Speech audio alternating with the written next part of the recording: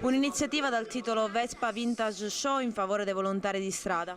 Sì, questa sera abbiamo inaugurato questa mostra evento che è associato a questa opera di beneficenza nei confronti dei volontari di strada.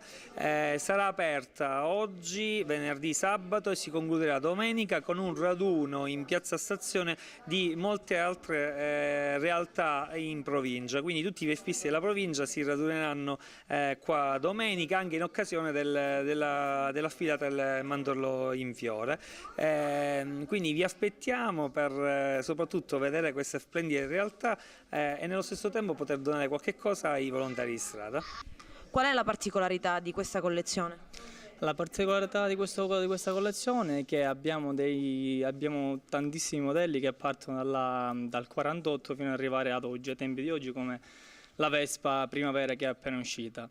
Tutte queste Vespe, diciamo, raccolgono la storia del nostro paese, il paese italiano, che infatti se noi vediamo i vari modelli vediamo l'evoluzione di tutti i cambiamenti in questi anni ad oggi.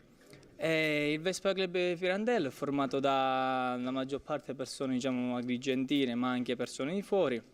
La sede è qui ad Agrigento e la nostra prospettiva del nostro club sarebbe appunto quella di andare avanti a fare opere di bene come questa che abbiamo fatto oggi.